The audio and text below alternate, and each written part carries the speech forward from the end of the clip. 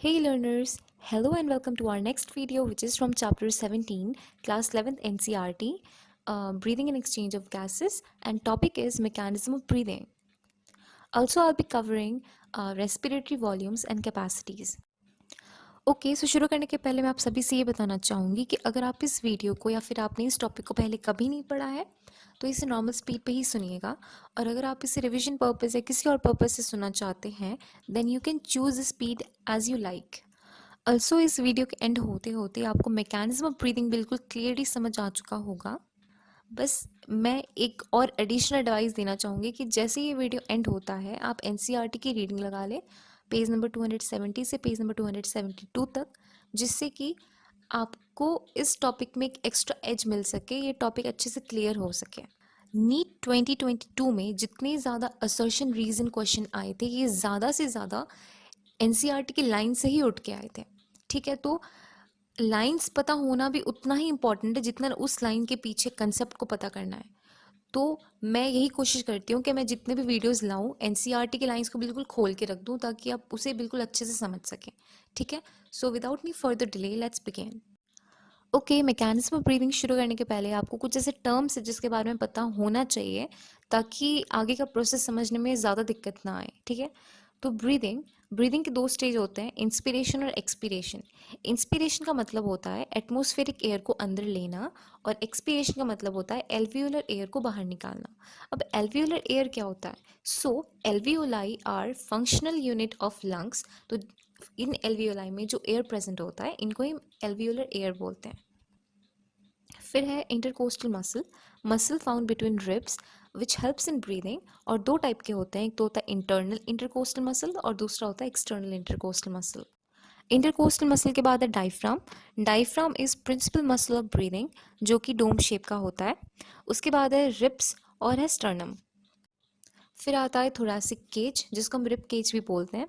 Thoracic cage is formed by ventrally sternum, dorsally by vertebral column, laterally by ribs and anteriorly by neck and collarbone। collarbone मतलब clavicle। और fifth है posteriorly thoracic cage form होता है by diaphragm। thoracic cage बिल्कुल एक air tight chamber की तरह होता है, और thoracic cage के वॉल्यूम को ही हम thoracic cavity वॉल्यूम बोलते हैं। अब इस अरेंजमेंट का बेसिक पर्पस क्या है ये आपको बाद में पता चलेगा जब मैं आगे मैकेनिज्म बताऊंगी कि ऐसे अरेंज्ड है और इनका सीक्वेंस क्या है काम करने का। अब आते हैं कुछ कॉमन रूल्स जो कि आपको पता होना चाहिए ताकि आप इस प्रोसेस को और बेहतर तरीके से समझ सकें। रूल नंबर 1 इज़ दैट जब भी वॉल्यूम बढ़ता है तो प्रेशर कम हो जाता है, और जब भी वॉल्यूम कम होता है तो प्रेशर बढ़ जाता है। ऑल्सो ये भी याद रखना है कि एटमॉस्फेरिक प्रेशर आप जहाँ पे हो उस जगह हमेशा कांस्टेंट रहता है।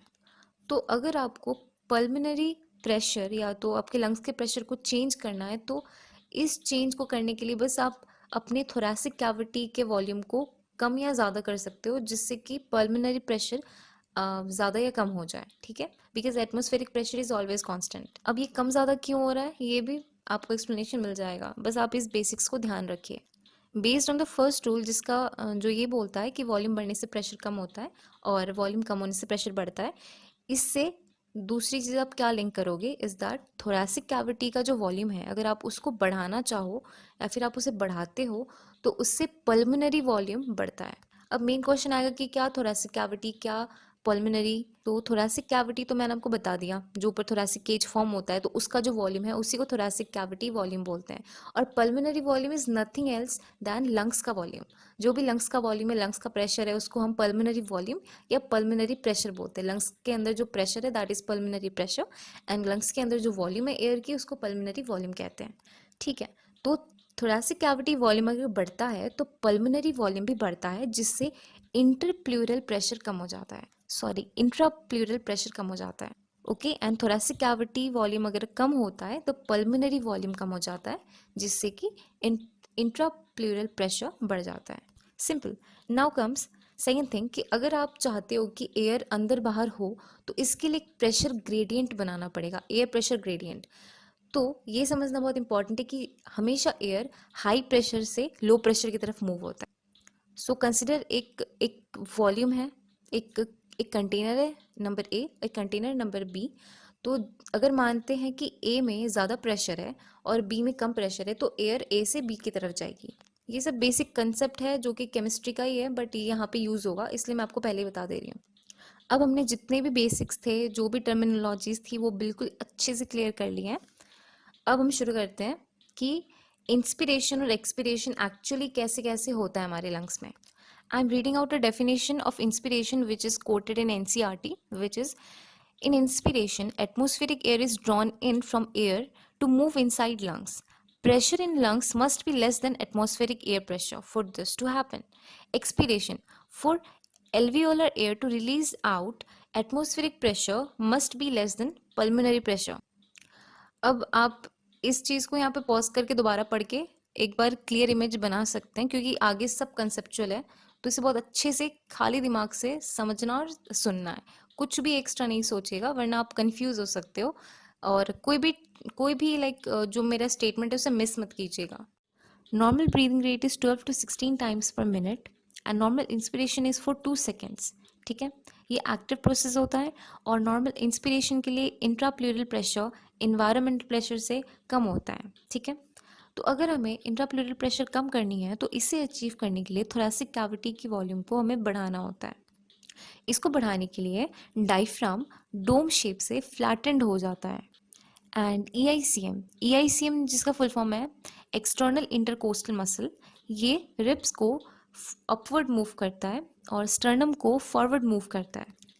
इस अरेंजमेंट से मैं एक बार और रिपीट कर देती हूँ कौन सा अरेंजमेंट। डायफ्राम डोम से फ्लैटेंड हो जाता है, रिब्स अपवर्ड मूव करती हैं और स्टर्नम फॉरवर्ड मूव करती है। ठीक है, तो डायफ्राम के मूव करने की वजह से वॉल्यूम एंटीरो पोस्टीरियर एक्सिस में बढ़ती है, और रिब्स और स्टर्नम मूव करती है, इसकी वजह से जो वॉल्यूम है वो डोर्सोवेंट्रल एक्सिस में बढ़ती है। ये एग्जैक्ट एनसीईआरटी में लाइंस हैं, एंटीरियर पोस्टीरियर और डोर्सोवेंट्रल। ठीक है, तो ऐसे हम थोड़ा सा कैविटी का वॉल्यूम इंक्रीज कर देते हैं, जिसकी वजह से पल्मोनरी वॉल्यूम भी इंक्रीज कर जाता है और इंट्राप्लूरल प्रेशर कम हो जाता है। जैसे ही इंट्राप्लूरल प्रेशर इन्वायरमेंट प्रेशर के विद रिस्पेक्ट टू कम हो जाता है, एयर एटमॉस्फेयर से लंग्स की ओर चली जाती है। तो नॉर्मल इंस्पिरेशन यहीं तक था। अब नॉर्मल एक्सपिरेशन। ठीक है, तो नॉर्मल एक्सपिरेशन एक पैसिव प्रोसेस होता है। इसका मतलब क्या है कि कोई भी मसल इसमें कॉन्ट्रैक्ट नहीं हो रहे होते हैं। ठीक है, अभी तक आपने क्या देखा, नॉर्मल इंस्पिरेशन में डायफ्राम मूव करता है, रिब्स मूव करती हैं, मतलब EICM रिब्स और स्टर्नम दोनों को मूव करा देती हैं, है ना। लेकिन नॉर्मल एक्सपिरेशन में जो भी मूव करे गए एलिमेंट्स होते हैं, जैसे कि डायफ्राम, रिब्स, स्टर्नम, ये सभी अपने ओरिजिनल पोजीशन में वापस लौट के आ जाते हैं। ठीक है, तो नॉर्मल एक्सपिरेशन में सिर्फ रिलैक्सेशन होता है। किसका? डायफ्राम का रिलैक्सेशन होता है, जिसकी वजह से वो फ्लैटेंड शेप में था और फ्लैटेंड शेप से ओरिजिनल शेप में आ जाता है, जो कि होता है डोम शेप। ठीक है, और EICM भी रिलैक्स कर जाता है, जिसकी वजह से रिब्स और स्टर्नम अपने ओरिजिनल पोजीशन में वापस आ जाती हैं। जैसे ही अपने नॉर्मल पोजीशन में वापस आती हैं, तो as compare to normal inspiration thoracic cavity की वॉल्यूम कम हो जाती है और पल्मोनरी वॉल्यूम भी कम हो जाती है, जिससे इंट्राप्लूरल प्रेशर बढ़ जाता है as compare to environmental pressure. और जैसे ही इंट्राप्लूरल प्रेशर बढ़ता है इन्वायरमेंट के कंपैरिजन में, एयर लंग्स से इन्वायरमेंट की तरफ चली जाती है। एंड हम यहाँ पे नॉर्मल इंस्पिरेशन एक्सपिरेशन क्लियर कर चुके हैं। आप मेरे दिए गए स्लाइड्स को बिल्कुल ध्यान से पढ़िएगा और जो मैंने बोला उसे ध्यान से सुनिएगा। ठीक है, तभी आप इसे बहुत अच्छे से क्लियरली समझ सकते हैं। अब जैसे कि हमने नॉर्मल ब्रीदिंग ख़त्म कर लिया है, हम फोर्सफुल ब्रीदिंग भी पढ़ेंगे। और फोर्सफुल एक्सपीरेशन में एक्चुअली ज़्यादा एनसीईआरटी में नहीं दिया हुआ है कि फोर्सफुल एक्सपीरेशन में क्या क्या होता है, बट मैं आपके अंडरस्टैंडिंग के लिए यहाँ पे बिल्कुल इलेबोरेट करके बताऊंगी, बिकॉज जो असर्शन रीजन टाइप क्वेश्चन होते हैं या फिर जितने भी स्टेटमेंट टाइप क्वेश्चंस होते हैं ना, इनमें ज़्यादातर कंसेप्चुअल ही बनता है। ठीक है, आपको ऑप्शंस दे दिया जाएगा, you have to choose from that. तो अगर आपका कंसेप्ट बिल्कुल अच्छे से क्लियर हो ना, तो आप वहाँ पे अच्छे से बिना कन्फ्यूजन के कोई एक सबसे एलिजिबल ऑप्शन या तो परफेक्ट ऑप्शन टिक करके आएंगे विदाउट एनी कन्फ्यूजन। वरना अगर आप अपने कंसेप्ट में बहुत ज़्यादा कन्फ्यूज रहेंगे तो ज़्यादा प्रोबेबिलिटी होती है कि आप सिली मिस्टेक करके आ जाओ। ओके, तो let's begin with forceful breathing. NCERT में बिल्कुल एक सिंपल सी लाइन दी हुई है, जो कि है we have the ability to increase the strength of inspiration and expiration with the help of additional muscles in the abdomen. तो अभी ये एडिशनल मसल कौन से एब्डोमेन में और कैसे कैसे स्ट्रेंथ बढ़ाते हैं ये मैं आपको समझाऊंगी। सो फोर्सफुल इंस्पिरेशन में भी सेम यही होता है कि इंट्राप्लूरल प्रेशर कम होता है as compare to environmental pressure. ठीक है, तो इंस्पिरेशन का मतलब तो मैंने बताया हुआ है कि एयर को अंदर लेना। अब एयर अंदर तभी आएगा ना जब अंदर प्रेशर कम हुआ एज कम्पेयर टू जो बाहर का एटमोसफेयर है। ठीक है, तो intrapleural pressure is less than environmental pressure. Forceful inspiration भी एक्टिव होता है और यहाँ पे पावरफुल कॉन्ट्रैक्शन होता है। ठीक है, तो अब समझिए इंस्पिरेशन में क्या था, कॉन्ट्रैक्शन हो रहा था। ठीक है, डायफ्राम का, ईआईसीएम का। ईआईसीएम है एक्सटर्नल इंटरकोस्टल मसल। ठीक है, फिर से रिपीट कर देती हूँ। तो डायफ्राम और ईआईसीएम नॉर्मल इंस्पिरेशन में कॉन्ट्रैक्ट हो रहे थे, लेकिन फोर्सफुल एक्सपिरेशन में ज़्यादा पावरफुल कॉन्ट्रैक्शन होता है डायफ्राम और ईआईसीएम का। ठीक है, तो ईआईसीएम डोम से बिल्कुल फ्लैट हो जाता है, टोटली फ्लैट, और ईआईसीएम रिब्स को ज़्यादा फॉरवर्ड, ज़्यादा अपवर्ड मूव करते हैं। रिब्स को नॉर्मल इंस्पिरेशन में बस अपवर्ड मूव करा जाता था, लेकिन फोर्सफुल इंस्पिरेशन में मोर अपवर्ड मूव करा जाता है। ठीक है, स्टर्नम को मोर फॉरवर्ड मूव किया जाता है, मतलब नॉर्मल इंस्पिरेशन से भी और ज़्यादा, नॉर्मल इंस्पिरेशन में जितना मूव होता है उससे भी ज़्यादा मूव करते हैं। ठीक है, तो आप इतने से तो समझ ही चुके होंगे कि नॉर्मल इंस्पिरेशन में जो हम वॉल्यूम को इंक्रीज करते हैं, इससे ज़्यादा इंक्रीमेंट आई है वॉल्यूम में। ठीक है, इन forceful inspiration.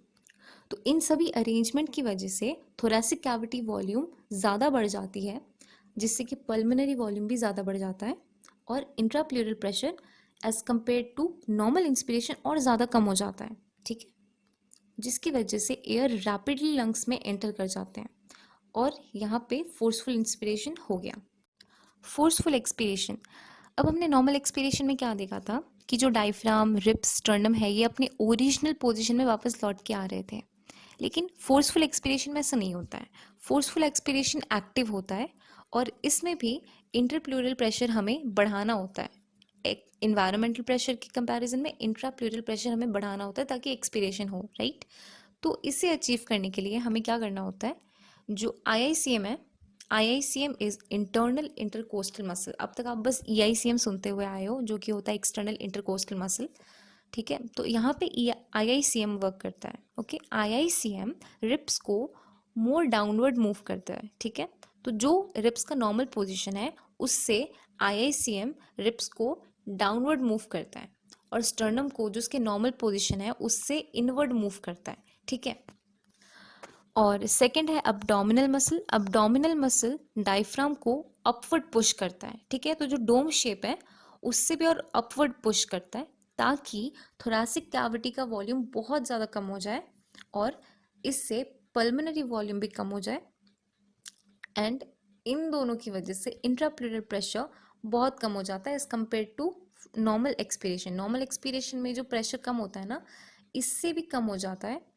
Sorry, normal expiration में जो पल्मोनरी वॉल्यूम कम होता है, इससे भी ज़्यादा पल्मोनरी वॉल्यूम को कम कर दिया जाता है फोर्सफुल एक्सपीरेशन के दौरान, ताकि इंट्राप्लूरल प्रेशर बहुत ज़्यादा बढ़ जाए और लंग्स से एयर रैपिडली बाहर निकल जाए। ओके, इसी को हम फोर्सफुल एक्सपीरेशन बोलते हैं, और यहाँ पे फोर्सफुल ब्रीदिंग और नॉर्मल ब्रीदिंग दोनों बिल्कुल ख़त्म हो चुका है। इन दोनों प्रोसेस को विजुलाइज करने के लिए आप अपने ब्रीदिंग मूवमेंट को ऑब्जर्व कर सकते हैं। ठीक है, मैं क्या कहना चाहती हूँ कि जितना भी मैंने बताया, ये जो मूवमेंट है, आप इसको देखने के लिए ना क्या कर सकते हैं, एक बारी नॉर्मल ब्रीदिंग करके देखिए। नॉर्मल ब्रीदिंग करते समय आप अपने चेस्ट के मूवमेंट को देखिए कि वो कितना बाहर है, कितना अंदर जा रहा है। ठीक है, और एक बारी फोर्सफुल ब्रीदिंग करके देखिए, फोर्सफुल एक्सपिरेशन, फोर्सफुल इंस्पिरेशन। जब आप फोर्सफुल एक्सपिरेशन या इंस्पिरेशन कर रहे होंगे ना, तब आप देखेंगे कि जो नॉर्मल ब्रीदिंग है उसके कंपैरिजन में ज़्यादा चेस्ट का मूवमेंट हो रहा है, लाइक ज़्यादा बाहर या अंदर हो रहा है। ठीक है, तो जितना भी विजुअलाइजेशन है ये आपको बहुत क्लियरली पता चल जाएगा अगर आपने मेरी वीडियो को बहुत ध्यान से पढ़ा हो, बहुत ध्यान से उसके स्लाइड्स देखे हो, और जो मैंने बोला बहुत ध्यान से सुना हो। ठीक है, तो जो मैं रेस्पिरेटरी वॉल्यूम एंड कैपेसिटीज़ का बोल रही थी, इसको मैं सेकंड पार्ट में कवर करूँगी, क्योंकि उससे रिलेटेड कुछ क्वेश्चंस है जो कि कंसेप्चुअल है और मतलब अच्छे लेवल के क्वेश्चन बन सकते हैं।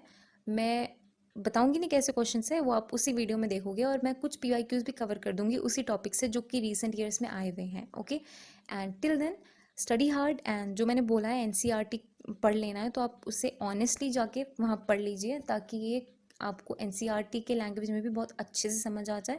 And If you like my video, like, share and subscribe, and thank you.